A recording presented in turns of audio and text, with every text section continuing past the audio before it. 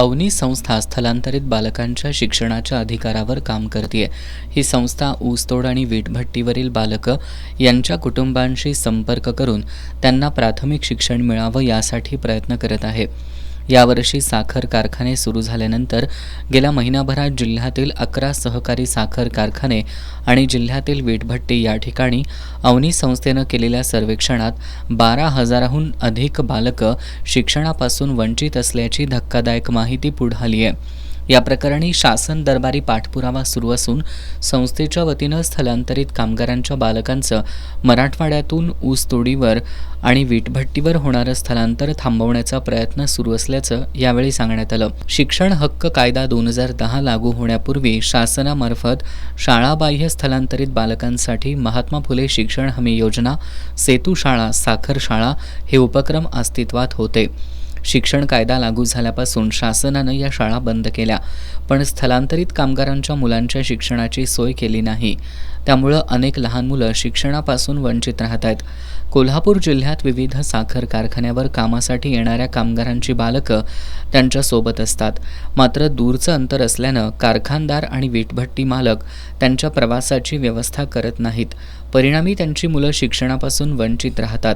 एकीकडे ज्या राजर्षी शाहू महाराजांनी या करवीर नगरीत मोफत शिक्षणाची सोय केली, तिथं राज्यकर्त्यांकडून मुलांना शिक्षणापासून वंचित ठेवलं जातंय असं सांगत राज्य सरकारबद्दल भोसले यांनी यावेळी नाराजी व्यक्त केली।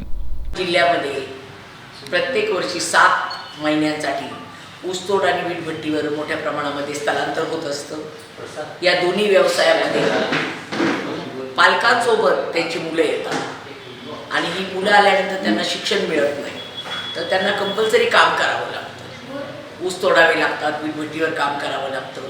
तर आमचं म्हणणं आहे कामाच्या ठिकाणी मुलं नको आहेत, कारण तिथली परिस्थिती अशी की ते आईवडिलांना मदत करतात आणि त्यांना काम करावं। तर गेले अनेक वर्ष आम्ही सरकारला सांगतो की या मुलांसाठी शाळेची नेण्या आणण्याची व्यवस्था करण्याची जबाबदारी सरकारची आहे, कारण सगळ्या शाळा 1 किलोमीटरपेक्षा जास्त आहे अंतराच्या आहे। तर त्यामुळं आत्ता सध्याला 23 साखर कारखाने आहेत, 15 साखर कारखान्यावर बाहेरनं मजुरी येतात।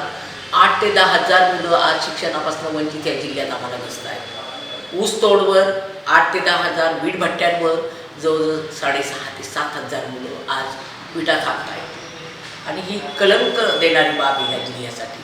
शाहू महाराजांनी एका बाजूला शिक्षणाचा मोफत आणि सक्तीचा कायदा केला आणि पालकांना दंड आकारला 1 रुपया, पुढाकार घेतला शाहू महाराजांनी।